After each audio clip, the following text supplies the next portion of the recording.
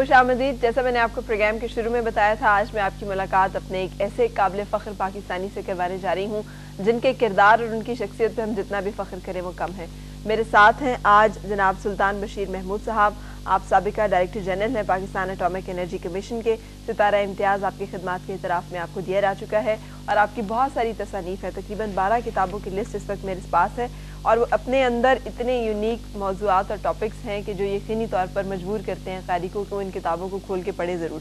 قیامت اور حیات بعد الموت، کتاب زندگی، قرآن پاک ایک سائنسی معجزہ، تباکن ہتھیاروں کے اثرات سے بچنے کی حفاظتی تدابیر، and then cosmology and human destiny, the first and the last میں پیس بی اپون ہم، تلاش حقیقت، الفاظ العظیم، دا چیلنج آف اسلام اور English translation and interpretation of the holy Quran and ماورا. یہ تمام وہ کتابیں ہیں جو اپنے اندر بہت سارے ایسے موضوعات کو سمیٹے ہوئی ہیں جو بعض اوقات ہمیں بہت الجھا کے رکھ دیتے ہیں اور اکثر سوچنے پر اور بعض اوقات پریشان ہونے پر بھی مجبور کر دیتے ہیں. یہ بہت سارے ایسے سوال ہیں جو ہم سے کیے جاتے ہیں، جو ہم سے پوچھے جاتے ہیں، اور میں اپنے مہمان کے بارے میں آپ کو سارا کچھ جو میرے پاس اس وقت انفارمیشن ہے بتا سکتی ہوں، لیکن بہت اچھا ہوگا کہ ان کے ساتھ گفتگو کا آغاز کریں اور ہم انہی کے ذریعے جانیں کہ یہ سفر ان کی زندگی کا کیسا رہا اور سائنس اور مذہب کا یہ خوبصورت امتزاج جو ہے یہ کیسے ہو پایا. السلام علیکم. Thank you for calling me. آپ کا بہت شکریہ. وی آر ریئلی آنرڈ کہ آپ نے وقت نکالا ہے اور آپ یہاں پر آئے ہیں. یہ جو میں آپ سے جاننا چاہ رہی ہوں کہ زندگی کا آغاز کیسا تھا؟ زندگی کا آغاز جو تھا نا وہ ڈیفیکلٹ تھا. اچھا. میں مائگریشن کے بعد میرے پیرنٹس نے ایک ولیج میں سکونت اختیار کی. صحیح. اس زمانے میں یہ اسکول بڑے دور دور ہوتے تھے، آج کا زمانہ نہیں تھا. تو مجھے تقریباً ڈیلی 5 کلومیٹر صبح پیدل جانا پڑتا تھا اسکول روزانہ، اور 5 کلومیٹر واپسی، اور راستے نہ سڑکیں، کھیتوں میں سے ہو کے جانا. آبادی بھی اس زمانے میں اتنی نہیں تھی. صحیح. تو پیدل جانا پیدل آنا، اور والد صاحب سے کہا کہ مجھے سائیکل خرید دیں. انہوں نے کہا کہ میں چاہتا ہوں کہ تمہیں ہارڈ شپ کی عادت پڑے. اچھا. اور وہ ان کا فرمان جو تھا وہی عادت جو تھی میری زندگی کا حصہ بن گئی. ورک ہارڈ، نیور گیو ان، گو آن. صحیح. آپ کے اندر کبھی وہ شکوہ پیدا نہیں ہوا جو روایتی شکوہ ہم سب کے اندر پیدا ہوتا ہے کہ اتنی محنت، اتنی مشقت، باقی سب لوگوں کو تو اتنی سہولیات حاصل ہیں، میں کیوں اتنی محنت میں پڑا ہوا ہوں، میرے لیے مشکلات کیوں اتنی زیادہ ہیں؟ نہیں، بلکہ I have been very satisfied with my own life. میں سمجھتا ہوں کہ اگر ریپیٹ پرفارمنس ہو تو یہ بڑا اچھا تھا. بلکہ آج کل کی زندگی میں بہت ساری آرٹیفیشیلٹی ہے. جو میری زندگی میں ایک حقیقت اور فطرت کے مطابق ایک زندگی تھی، اور اس میں یہ تھا کہ گڈ بیٹر بیسٹ کی کویسٹ آلویز واز دیئر. صحیح. اور جب یہ کویسٹ ہو تو اس صورت میں پھر پریشانی نہیں ہوتی ہے. صحیح. نبی پاک صلی اللہ علیہ وسلم کا ایک فرمان ہے، حضرت آپ نے فرمایا کہ مومن جو کل والے مقام پہ ٹھہر گیا وہ گھاٹے میں ہے. صحیح. تو ہم نے جو آنے والا کل ہے وہ ہمارا جانے والے کل سے بہتر ہونا چاہیے. صحیح. اور اگر آپ اس طرف لگے ہوئے ہیں تو پھر زندگی کی مشکلات نظر ہی نہیں آتی. صحیح. بلکہ ہر مشکل ایک چیلنج ہوتی ہے. اور آپ بڑے خوش ہوتے ہیں کہ اس چیلنج کو عبور کر لیا. ہر میدان میں آپ اول قرار پائے، اور اسی طرح درجہ بدرجہ آپ نے الیکٹریکل انجینئرنگ جو ہے وہ کی اس سے لاہور سے، اور اس کے بعد پھر آپ نے جوائن کیا پاکستان اٹامک انرجی کمیشن کو، اور پھر اس میں ماسٹر کیا آپ نے مانچسٹر سے اٹامک سائنسز میں. یہ سارا سفر گاؤں کے ایک بچے کے لیے بڑا ہی مشکل نہیں اور بڑا تکلیف دہ نہیں؟ کسی راستے جگہ پر آپ تھک گئے ہوں کہ بس بہت کر لیا کافی ہے؟ یہ مشکل ہے. ہمارے ملک میں ایکچولی گاؤں سے جو لڑکے اٹھتے ہیں یا لڑکیاں اٹھتی ہیں وہ واقعی ایکسٹرا آرڈینری ہوتی ہیں کہ ان کے لیے جمپ آؤٹ، ایک ڈیپتھ سے جمپ آؤٹ کر کے ایک ہائٹ پہ پہنچنا ان کی نسبت بڑا مشکل ہے جو پہلے سے ہائٹ پہ ہوتے ہیں. صحیح. تو we have to be extraordinary good. اور جس کو ایک تو بیسک آئی کیو ہوتا ہے، دوسرا اس کے اوپر ہارڈ ورک. صحیح. اور then you must have a proper guide. ٹھیک ہے. I give all my credit to my father. Not mother, جن کے نام آپ نے ساری کتابیں ڈیڈیکیٹ کی ہیں. مدر سے مجھے محبت ملی. صحیح. بے مثال. لیکن باپ نے میری رہنمائی کی. صحیح. اور اگر وہ رہنمائی نہ کرتے تو مائیں تو ساری محبت کرتی ہیں. اور ماں کی محبت ہے کہ میرا بچہ میرے پاس رہے. باپ کی محبت ہے کہ یہ دور دور جائے. تو دونوں سائڈ سے مجھے بڑا کچھ ملا. صحیح. کبھی آپ کے ذہن میں تھا بچپن میں کہ میں نے کیا کرنا ہے؟ کوئی پلان تھا، سوچ تھی، کوئی ارادہ تھا؟ ایکچولی فرا میں نے آئی کیو کی بات کی تھی. ہر بچہ جو پیدا ہوتا ہے سرٹن ڈائریکشن میں اس کا آئی کیو ہائی ہوتا ہے. صحیح. سرٹن میں کم ہوتا ہے.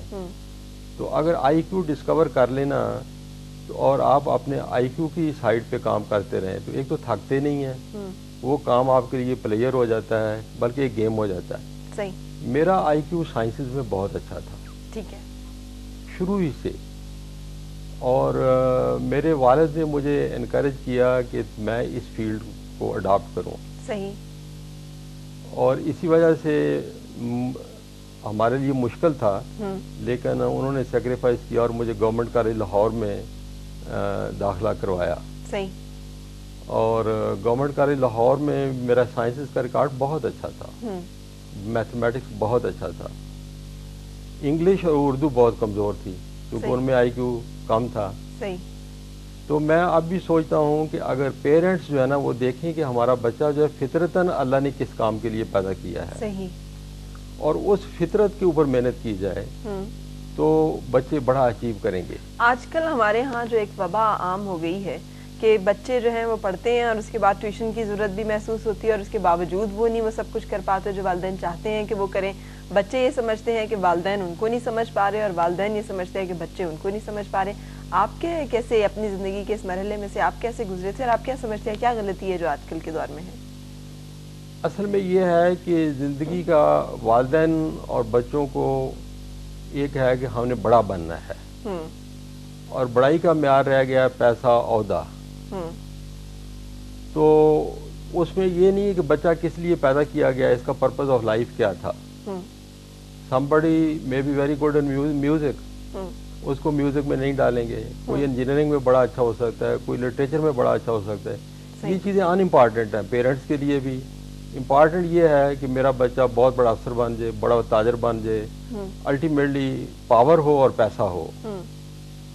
اور اس لحاظ سے یہ ہے کہ پھر بچے جو ہیں وہ چونکہ اپنے آئی کیو سے ریمووڈ کام کرتے ہیں تو they are frustrated, they are unhappy اور بعض دفعہ وہ باغی ہو جاتے ہیں. اور جب پیرنٹس کی امداد اور اثر ختم ہو جاتا ہے تو پھر وہ گم بھی ہو جاتے ہیں.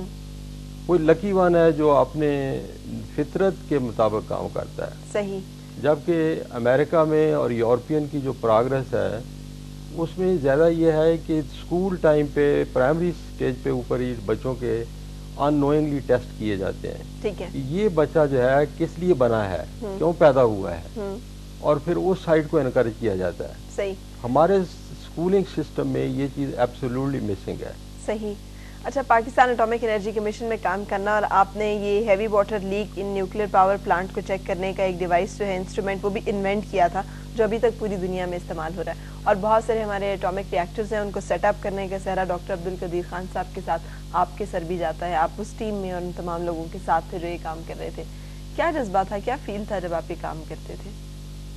اٹامک انرجی کمیشن نے واقعی بہت کام کیا ہے، کوئی شک نہیں. اور اس ملک کے بارے میں جس میں کہا جاتا ہے کہ یہاں ہر چیز نمبر 2 ہے، اٹامک سائنسز میں ہم نمبر 1 ہیں. اب اکثر مجھ سے یہ پہلے بھی پوچھا گیا ہے کہ ایک نمبر 2 ماحول میں آپ لوگوں نے نمبر 1 کام کیسے کر لیا. بالکل. اور میں نے سوچا یہ نہیں کہ ہم کوئی بہت سپر انٹیلیجنٹ لوگ تھے، ہم نارمل لوگ تھے، لیکن ایک بات جو اٹامک انرجی کمیشن میں آئی اس کی جو لیڈرشپ تھی آنیسٹ تھی. صحیح. اور جو لوگ اس میں آئے، سائنٹسٹ آئے، انجینئرز آئے، وہ مارلی اسٹرانگ تھے اور آنیسٹ تھے. صحیح. ایک ڈیڈیکیشن تھا، ایک عشق تھا، we have to achieve something, ہم نے اپنے ملک کو کچھ دینا ہے. تو لوگوں نے دن رات کام کیا، پیسے کے لیے نہیں، تنخواہ کے لیے نہیں، عہدے کے لیے نہیں، بلکہ سب کچھ ڈینائی کر کے. اور جب سیلف ڈینائل ہو جائے تو پھر اچیومنٹ نکلتا ہے. صحیح. تو اٹامک انرجی کمیشن کے بیشتر جو لیڈرشپ تھی وہ سیلف ڈینائل تھی. صحیح. ہم کسی کو نام و نمود کی کوئی خواہش نہیں تھی. ان تمام کام میں جسے آپ کہہ رہے ہیں سیلف لیسنس اور سیلف لیس ہو کے کام کیا، تو وقت کا کچھ ہوتا تھا کتنی دیر کام کر رہے ہیں آپ؟ کبھی آپ نے یہ سوچا کہ میری زندگی میں کیا کچھ ہونا چاہیے؟ کبھی وہ جیسے فرسٹریٹ ہوتے ہیں لوگ، کچھ اس طرح کا معاملہ آپ کے ساتھ بھی ہوا؟ فرسٹریشن زندگی کی آئی ہے، اور وہ یہ اس وجہ سے آئی کہ کاش کہ آئی کوڈ ڈو مور، یا مجھے کرنے دیا جاتا، یا میرے راستے میں رکاوٹ نہ آتی. کیونکہ ہم لوگ ایک سسٹم میں زندہ ہیں. صحیح. وہ جو سسٹم ہے نا وہ کولونیل سسٹم ہے. It was not made for science. صحیح. یا ڈیولپمنٹ کے لیے نہیں تھا. آپ یہ پاکستان کے سسٹم کی بات کر رہے ہیں؟ میں پاکستان کی سسٹم کی بات کر رہا ہوں. صحیح. اس سسٹم میں فائل چلتی ہے، اس سسٹم میں بڑا سلگش سسٹم ہے، پسندیدگی چلتی ہے. اس سسٹم میں ہم لوگ چاہتے تھے کہ we should be able to do more. صحیح. سسٹم سے باہر نکلیں تو آدمی ٹوٹ پھوٹ جاتا ہے، سسٹم میں اندر رہیں تو سلو ہے. صحیح. تو ہماری جو فرسٹریشن تھی وہ اس وجوہات سے ہوتی تھی کہ کاش کہ ہم کوئی اور زیادہ کام کر سکتے. صحیح. اس کاش کے ساتھ جب آپ یہ دیکھتے ہیں پوری دنیا اتنا تھریٹن کیوں فیل کرتی ہے پاکستان کے اٹامک پاور ہونے سے؟ آپ کا کیا کامنٹ ہے اس پہ؟ یہ جو دنیا پوری تو نہیں کرتی، لیکن ویسٹرن ورلڈ جو ہے اس کا کہہ لیں کچھ تو غلط فہمیاں ہیں، کچھ پریجوڈسز ہیں. پریجوڈسز تو یہ ہیں کہ وہ کہ نہیں چاہتے کہ کوئی اور ملک جو کہ کچھ عرصہ پہلے ان کی کالونی تھا وہ ان میدانوں میں آگے جائیں. صحیح. اور پھر ہمارے اوپر غلط قسم کے الزامات لگا دیے جاتے ہیں کہ وی آر ارسپانسبل قوم ہے. یہ سب غلط اور غلط پروپیگنڈا ہے. صحیح. اور ان کا یہ پریجوڈسز ہیں. پاکستانی قوم بہت رسپانسبل ہے، پاکستان بہت رسپانسبل ملک ہے، اور ہمارا اٹامک پروگرام جو ہے وہ اسی رسپانسبلٹی کا ہی نتیجہ ہے. بالکل. اور اس میں it was necessary for our own safety, اور ایک ڈیٹرنٹ کی ضرورت تھی کہ ہم ود پرائڈ آپ سر اٹھا کر قوموں کے میدان میں کام کریں. پاکستان نے جب اپنا ایٹمی دھماکہ کیا آپ ساتھ تھے، آپ کیا محسوسات تھے، کیا احساسات تھے، خود کیا فیل تھا؟ ہمیں تو بہت اچھا فیل ہوا تھا، ظاہری بات ہے جب ہم اپنے ایگزسٹنس کا اعلان کیا. ہمارے لیے تو فلفلمنٹ تھی. ہم لوگ اس سے بہت پہلے یہ چاہتے تھے کہ یہ کام ہو جائے. صحیح. لیکن یہ سیاسی لیڈرشپ کا کام ہوتا ہے، اس نے سلیکٹ کرنا ہے. تو فار آل آف اس ایک فلفلمنٹ تھی، ایک منزل طے ہو گئی. صحیح. یہ بڑا انفارچونیٹ نہیں ہے کہ ہمارے سارے سسٹم جو ہیں وہ سیاست کے تحت آپریٹ ہوتے ہیں. سیاست کے اپنے مقاصد ہوتے ہیں، اپنے مفادات ہوتے ہیں، اپنی ترجیحات ہوتی ہیں، اور اپنے ان کے ٹارگٹس ہوتے ہیں. اور ان کا ٹارگٹس کا بعض اوقات تعلق ملک کی لانگ ٹرم پلاننگ سے ہرگز نہیں ہوتا، جو ہمارے ہاں بدقسمتی اور المیہ آج تک رہا ہے، جس کی وجہ سے پاکستان کے سارے سسٹمز مفلوج ہوئے ہیں، سارے انسٹیٹیوشنز تباہ ہوئے ہیں، اور بہت ساری شخصیات جو ہیں وہ ہم نے کھوئی ہیں اور نظر کی ہیں اس ایک معاملے کے. فرا جو ہمارا تجربہ ہے نا اٹامک انرجی کمیشن میں، حکومتیں آئیں، حکومتیں بدلی. ہماری کامیابی کی ایک وجہ تو میں نے بتایا کہ مارل، اسٹرانگ مارل کمٹمنٹ، وہ سائنٹسٹ انجینئر کے پوائنٹ آف ویو سے تھی. صحیح. لیکن دوسرا یہ تھا کہ ایک نیشنل کمٹمنٹ بھی تھی. ٹھیک ہے. یہ ایک ایسا کاز تھا جس پہ ہر حکومت، ہر آنے والی سیاسی جماعت جو ہے وہ قائم رہی. خواہ وہ بے نظیر کی حکومت تھی، نواز شریف کی آئی، ضیاء کی آئی، یا ضیاء سے پہلے تھی یا اس سے. تو یہ پروگرام جو تھا ارلی 70s میں شروع ہوا. صحیح. اور اس پروگرام کو ہر حکومت نے پوری سپورٹ دی. صحیح. اور نہ ہدف بدلے، نہ آبجیکٹوز بدلے گئے. یہ ہوا کہ کبھی بجٹ کم ملا، کبھی زیادہ ملا، وہ ملکی حالات کی وجہ سے. صحیح. لیکن جو کمٹمنٹ تھی تو اٹامک انرجی کمیشن کی جو سکسیس ہے it is a national success. No doubt. It's a commitment of Pakistani nation to a cause. ورنہ اگر پاکستانی نیشن اس کاز کو کمٹ نہ ہوتی تو ایک نئی حکومت آتی بدل دیتی, پروگرام بدل دیتی, but it never happen like that. ٹھیک. اچھا مجھے یہ بتائیے گا, ہمارے پاس کیا لوگوں کا ٹرینڈ ہے یوتھ کا ان سائنسز کی طرف آنے کا؟ ہمارے پاس کافی ٹیکنیشینز, ہمارے پاس کافی انجینئر, ایٹامک سائنسز سے دلچسپی رکھنے والی یوتھ موجود ہے جو آ رہی ہے, اور ان کے لیے راستے, فیلڈز, کالجز, انسٹیٹیوشنز موجود ہیں جہاں سے وہ ٹرینڈ ہو کے آ سکیں اور ہاتھ بٹا سکیں. اب جب کہ ایٹامک پاور ہونا جو ہے وہ صرف ویپن بنانے میں نہیں, اس کے اور بہت سارے کام بھی ہیں. یہ آپ نے بہت اچھی بات کہی کہ اٹامک پاور جو ہے یہ ویپن اورینٹڈ ہی نہیں ہے, اس میں پبلک گڈ اور بہت زیادہ ہے, بلکہ اس کا پرائمری آبجیکٹو جو ہے وہ پبلک گڈ ہے. بالکل صحیح. اور ویپن تو میں نے پہلے عرض کیا ہے کہ اٹ از اے ڈیٹرنٹ, ایک اپنا سیفٹی کے لیے ہے کہ کوئی دوسرے لوگ ہمیں تنگ نہ کریں. ورنہ پاکستان اٹامک انرجی کمیشن اور پاکستان کا جو ایم اینڈ آبجیکٹیوز وہ ہمیشہ پیسفل رہا ہے. صحیح.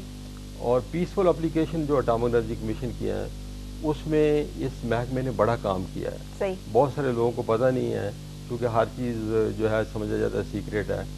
مثلا میڈیکل سائیڈ میں اٹامک انرجی کمیشن نے ہر جگہ جگہ ریڈیشن بیسڈ ہاسپٹل کھولے. جی, ریڈیولوجی. ایگریکلچر میں بڑا کام ہوا ہے. صحیح. پاور سائیڈ میں ہوا ہے, ریڈیو آئسوٹوپ اور انڈسٹری میں بڑا کام ہوا ہے. صحیح. اور اس کے علاوہ جو الائڈ سائنسز ہیں ان میں بڑا کام ہوا ہے. صحیح. اور آپ نے یہ جو کہا کہ کیا پاکستان میں ایسے ٹیکنیشین انجینئر موجود ہیں, میرا اپنا اس میں بڑا دلچسپ تجربہ ہے کہ جب میں خوشاب کا نیوکلیئر پروجیکٹ لگا رہا تھا تو وہاں پریزیڈنٹ لغاری صاحب تشریف لائے, اس زمانے کے پریزیڈنٹ تھے. تو انہوں نے مجھ سے یہ کہا کہ آپ نے لوگوں کو ٹرین کہاں کیا ہے؟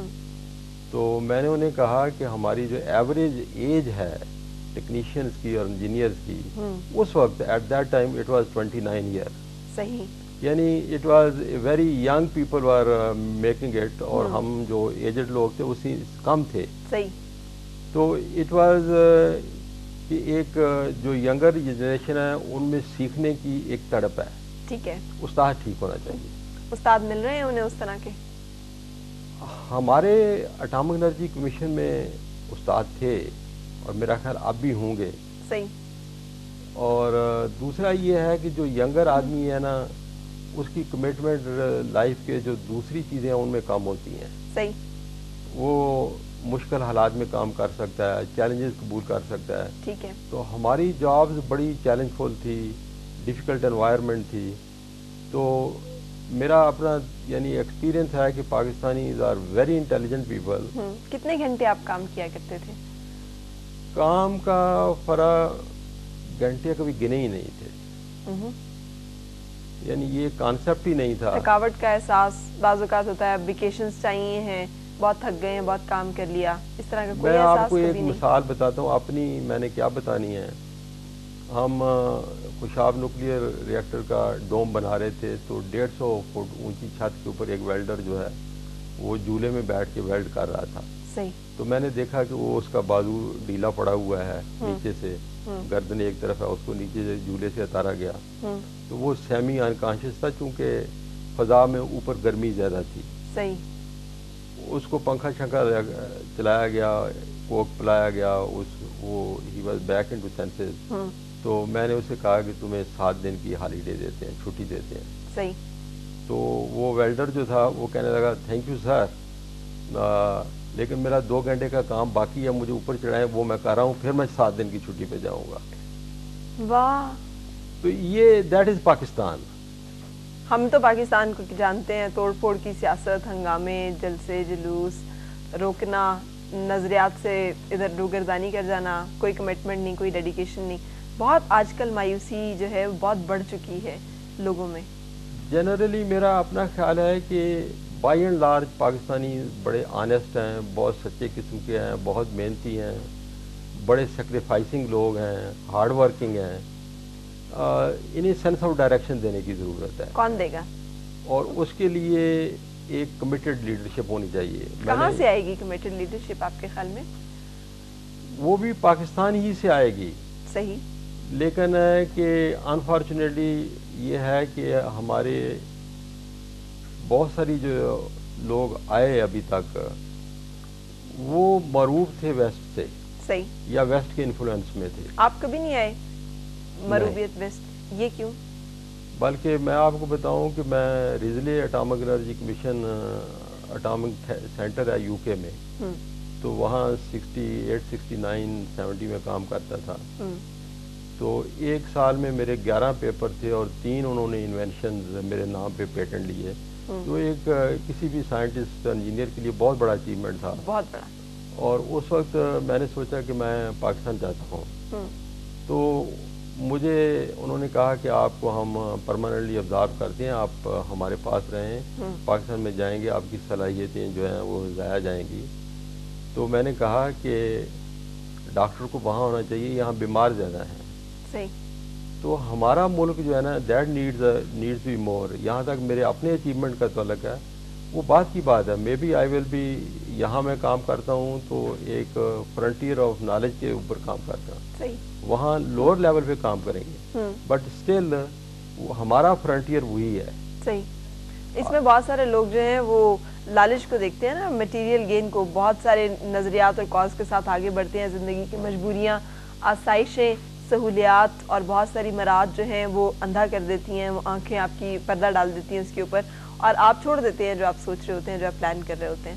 سو یہ کیسے ہوا کہ کوئی بھی چیز آپ کو اپنے حصار میں نہیں لے سکی اور آپ نے جو سوچا، جو چاہا، آپ اس کے اوپر قائم رہے اور ساری زندگی آپ اس کو پریکٹس کرتے رہے اور اس پہ آپ کو کوئی نا امیدی نہیں ہوئی کہ نو ڈاؤٹ آپ کو یہاں پہ جو کچھ ملا ہوگا اس سے بہت بہتر مراد یقینی طور پر آپ کو مغرب میں ملتی؟ اس میں نا I have to go back to 1946. 46 میں ایک نیشنل ریفرینڈم تھا یا الیکشن تھا جو اس میں پاکستان کے حق میں لوگوں نے، تو ہمارا جو گاؤں تھا انڈیا میں تھا، امرتسر کے ڈسٹرکٹ میں تھا. میرے والد نے مجھے کندھوں پہ اٹھایا ہوا تھا. صحیح. اور وہ نیچے نعرے لگا رہے تھے پاکستان کا مطلب کیا، لا الہ الا اللہ، اور میں ان کے کندھوں پہ بیٹھ کے یہ نعرہ لگا رہا تھا. عمر کیا تھی اس وقت آپ کی؟ میں 6 ایئر اولڈ تھا اس وقت. صحیح. صحیح. تو وہ نعرے لگا رہے تھے پاکستان کا مطلب کیا، لا الہ الا اللہ، اور میں اوپر رپیٹ کر رہا تھا. اور وہ ایک لیڈر قسم کے آدمی تھے، دوسرے لوگ بھی یہ نعرے لگا رہے تھے. صحیح. وہ سین جو ہے نا، اور وہ چیز مجھے کبھی نہیں بھولتی. صحیح. اور دوسرا واقعہ بڑا پریشان والا بھی ہے اور اس نے مجھے ہمت بھی دی کہ جب ہم نے مائگریٹ کیا پاکستان کو آئے، صحیح، تو دریائے راوی کے کنارے قافلہ تھا بیٹھا ہوا، صحیح، خبر آئی کہ سکھوں نے حملہ کر دیا ہے۔ تو میرے والد، میں نے پہلے عرض کی کہ ہی ایک اپنے ماحول میں لیڈر تھے، انہوں نے لوگوں کو کہا کہ ہم سکھوں کا مقابلہ جو ہے وہ کیمپ میں نہیں کریں گے، کیمپ سے باہر نکل کے کریں گے ایز فار ایز پاسبل۔ صحیح۔ اور عورتوں کو جانے سے پہلے انہوں نے کہا کہ آپ اپنے اپنے بچوں کو لے کے دریائے راوی میں اتر جائیں، کھڑی رہیں، اگر ہم زندہ سلامت آ گئے تو باہر آ جانا، اور اگر ہم زندہ نہ آ سکے تو گہرے پانیوں میں چلے جانا۔ صحیح۔ تو میں یہ سین کبھی نہیں بھولتا کہ میری ماں نے مجھے اور میری ایک بہن تھی، ہم دونوں کو لے کے دریا میں کھڑی رہی ٹھنڈے پانی میں، اور 1 گھنٹہ ہم لوگ وہاں ویٹنگ کہ کیا حکم آتا ہے، کیا ہوتا ہے۔ لیکن الحمدللہ وہ جو مقابلہ نہ ہوا، سکھ دیکھ کے کہ مسلمان ڈٹرمنٹ ہیں، وہ پہلے ہی وہیں سے باہر ہی سے بھاگ گئے۔ صحیح۔ اور مغرب کی نماز کے بعد اللہ اکبر کے نعرے لگے، اور اس کا مطلب یہ تھا کہ تم لوگ عورتوں کو کہ باہر آ جاؤ۔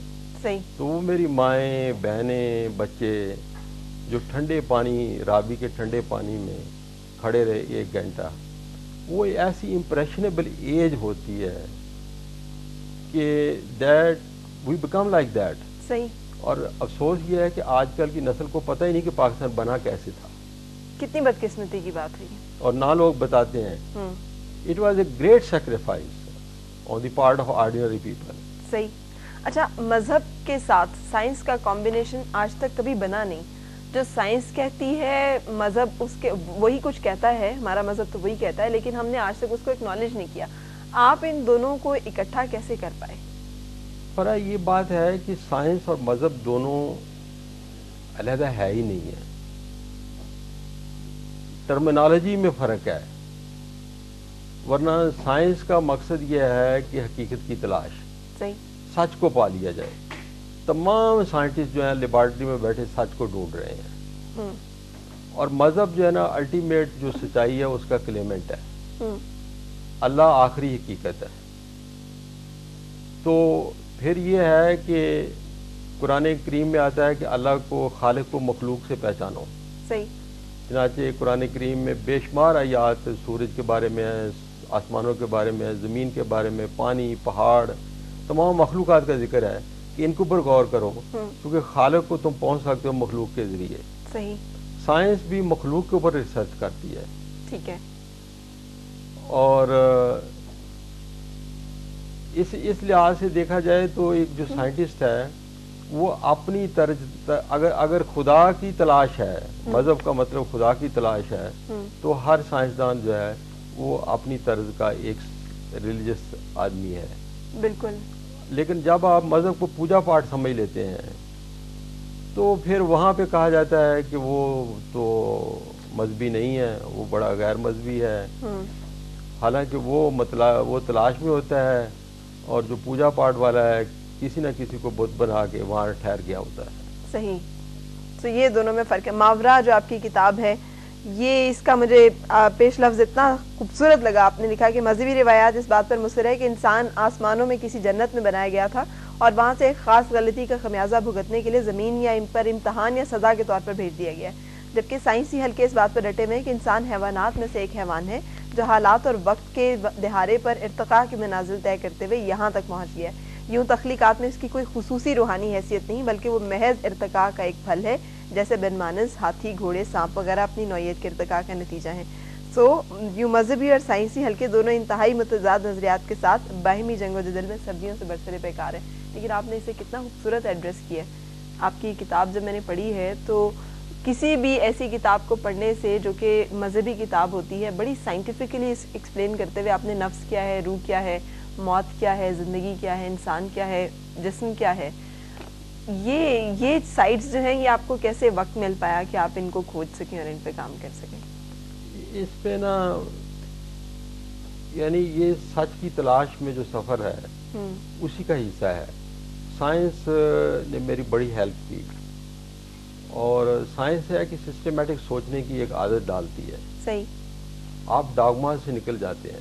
صحیح. اوپن مائنڈ سے سوچتے ہیں. جیسے قرآن کریم بھی ہمیں یہی تعلیم دیتا ہے کہ آپ حضرت ابراہیم علیہ السلام اللہ کے خلیل ہیں، دوست ہیں، پیغمبر ہیں، پیغمبروں میں بڑا درجہ ہے، اور اللہ سے پوچھتے ہیں کہ تم مردوں کو زندہ کیسے کرے گا. اور اللہ تعالیٰ ڈانٹ نہیں دیتے، بلکہ پورا ایک ایکسپیریمنٹ کنڈکٹ کرواتے ہیں کہ 4 پرندے لو، ان کو ذبح کرو، ان کا قیمہ بناؤ، ان کو پہاڑوں پہ رکھو، کال دم بدلاؤ، اور وہ پھر اڑتے آئیں گے، اور پھر دیکھنا کہ کیسے میں زندہ کرتا ہوں. اسی طرح حضرت موسیٰ علیہ السلام ہیں، کلیم اللہ ہیں، لیکن اللہ کو کہتے ہیں مجھے اپنے آپ کو دکھا، میں دیکھوں تو صحیح. تو حالانکہ عام آدمی کہے گا کہ اللہ کے ساتھ بڑی گستاخی کر ڈالی، لیکن اللہ نے اسے بڑے آرام سے سمجھایا کہ تم مجھے دیکھ نہیں سکو گے. صحیح. تو یہ جتنی لاجیکل تھنکنگ ہے نا وہ ہیلپ کرتی ہے، اور قرآن کا موضوع ہی لاجیکل تھنکنگ ہے. صحیح. اور سائنس بھی لاجیکل تھنکنگ کی تعلیم دیتی ہے. آج آپ بڑی مشکل سے تشریف لائے ہیں، لیکن میں آپ سے درخواست کروں گی ایک دفعہ پھر آئیے گا، تاکہ آپ کی جو ساری تصانیف ہیں ان کے اوپر میں ضرور بات کر سکوں. وقت کی کمی کی وجہ سے آج تو یہ ممکن نہیں ہو پا رہا، لیکن بہت سی ایسی چیزیں آپ نے زندگی میں جس پہ ریسرچ کی ہوئی ہے، تحقیق کی ہوئی ہے، وہ پہنچنا لوگوں تک بڑا ضروری ہے. ہو سکتا ہے بہت سارے لوگ کتاب نہ پڑھ سکیں، لیکن آپ کی گفتگو کے نتیجے سے بہت سے نکات جو ہیں اور بہت ساری جو مشکلات ہیں وہ سمجھ میں آ جائیں بڑے آرام کے ساتھ. امریکہ آپ سے کیوں ڈرتا ہے؟ امریکی آپ سے کیوں ڈرتے ہیں؟ مجھ سے؟ جی، کیونکہ آپ کو انہوں نے لکھا ہے نیو یارک ٹائمز نے، very intelligent man with great aspirations, اور پھر انہوں نے کہا ہے کہ this guy was our ultimate nightmare. یہ ایک امریکن انٹیلیجنس آفیسر نے نیو یارک ٹائمز کو بتایا لیٹ 2001 میں. کیوں اتنے خوف زدہ ہیں؟ امریکن کی بات یہ ہے کہ وہ سچے کافی ہیں، منافق نہیں ہیں.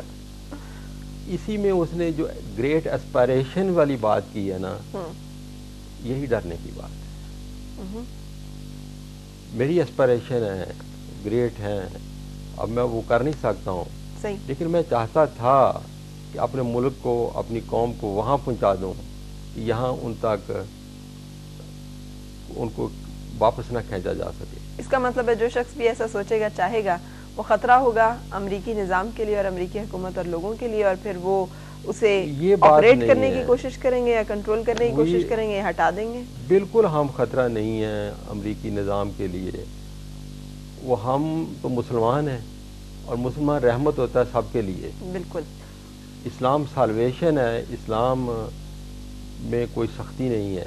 صحیح، تو یہ ان لوگوں کی اپنی اسلام کی مس انڈرسٹینڈنگ ہے، صحیح، اور مسلمانوں کی مس انڈرسٹینڈنگ ہے، جس میں ہم کچھ مسلمانوں کا بھی قصور ہے کہ ہم نے اسلام کو اور اپنے آپ کو ایسے پروجیکٹ کیا ہے کہ جس سے لگتا ہے کہ جیسے یہ تو ہے ہی ٹیررسٹ ہے سارے، بلکہ اگر وہ لوگ صحیح اسلام کو سمجھیں تو میرا خیال یہ ہے کہ امریکن تو خود اسلام محسوس کریں گے کہ this is what we are looking for since long. صحیح، صحیح، تو یہ ان لوگوں کی بہت بڑی ایک خدمت ہوگی کہ اگر ہم مسلمان اسکالر جو ہیں سامنے آئیں اور ان کو صحیح اسلام کا امیج بچائیں۔ بالکل صحیح۔ آپ کو یہ کہا گیا کہ آپ کے بڑی سمپتھیز ہیں اسلام کے لیے اور اسلام کے سے تعلق رکھنے والے بہت سارے لوگوں کے لیے، جس پہ آپ کو ایلیگیٹ کیا گیا، یہ کیسا لگا؟ میں مسلمان ہوں الحمدللہ، and I am very proud Muslim. اس بات میں مجھے بڑا فخر ہے کہ میں مسلمان ہوں، لیکن اس کی وجہ یہ ہے کہ میں اسلام کو اس کی حقیقت میں سمجھتا ہوں۔ صحیح، کہ اسلام میں حیات ہے، یہ زندگی بخش ہے، اور یہ تمام اقوام کو زندگی بخش ہے۔ صحیح، جو آج کل کی ٹینشنز ہیں، باہمی جنگ و جدل ہے، یہ ایک وحدت پہ آنے سے ختم ہوگا۔ صحیح، اسلام وحدت کا علمدار ہے۔ صحیح، تو جب ایک آدمی اسلام کو اس طرح سمجھتا ہے تو اس کی پھر اگر وہ انسانیت سے محبت کرتا ہے تو اس کی کمٹمنٹ اسلام سے ہونا لازمی امر ہے۔ صحیح، تو میری کمٹمنٹ جو اسلام سے ہے وہ میری انسانیت سے محبت اور اللہ سے ڈیوٹی کی جو میں نے پرفارم کرنی ہے اس کے مطابق ہے، کیونکہ رسول پاک صلی اللہ علیہ وسلم کا ایک فرمان ہے، الخلق و عیال اللہ، خلق جو ہے وہ اللہ کا کنبہ ہے۔ صحیح، تو اگر میں اللہ سے محبت کرتا ہوں تو خلق سے کیوں محبت نہیں کروں گا؟ بالکل صحیح۔ فارمولا آپ نے زندگی گزاری ہے، اتنے اٹامک اس پہ کام کیا، مذہب کے اوپر اتنا آپ نے سوچا ہے، کام کیا ہے، کوئی فارمولا آپ کے سامنے آیا ہے؟ کیا ہے؟ کیسے اس دین اور دنیا کی اس سارے سلسلے میں کیسے گزرنا ہے، کیسے جینا ہے، کیا کرنا ہے؟ اس میں نے یہ فارمولا یہ ہے کہ we have to be morally very strong. صحیح، امورالٹی جو ہے that is the root cause of all regression, poverty, ظلم، انجسٹس۔ امورالٹی کو آپ کیسے ڈیفائن کرتے ہیں؟ کیا تعریف ہے اس کی؟ امورالٹی یہ ہے کہ ظلم، صحیح، میں ظلم نہ مجھ سے ہو جائے کوئی، میں ظلم نہ کروں، ظلم سے بچ جاؤں، ظلم سے۔ اور رسول پاک صلی اللہ علیہ وسلم کی ایک بڑی پیاری بات ہے، اور آپ نے فرمایا ظالم کی مدد کرو، مظلوم کی مدد کرو۔ صحابہ کرام نے پوچھا جی کہ مظلوم کی مدد تو ہماری سمجھ میں آتی ہے، ظالم کی کیسے مدد کریں؟ تو آپ نے فرمایا ظالم کو ظلم سے روک کر۔ صحیح، تو مارلٹی کی سٹارٹ یہی ہے، جسٹس۔ صحیح۔ زندگی میں سب سے زیادہ کیا چیز ضرورت ہوتی ہے ایک انسان کو کامیابی کے لیے؟ کامیابی کے لیے میرے خیال میں کمٹمنٹ، عشق۔ اور یہ کہاں سے آتا ہے؟ اندر سے، دل سے۔ ماحول کا کتنا اثر ہوتا ہے انسان کے اوپر، اور کس حد تک لینا چاہیے، اور کیسے اس میں سے وہ نکل سکتا ہے؟ اصل میں میرا اپنا خیال یہ ہے کہ کامیابی نام ہی ماحول سے جنگ میں ہے، ماحول کے اثرات سے بچنے میں ہے۔ ماحول کو چھوڑ کے آگے نکل جانا جو ہے نا وہ کامیاب ہے۔ صحیح، جو ماحول میں پھنس گیا وہ تو ایک عام سا آدمی ہو گیا نا۔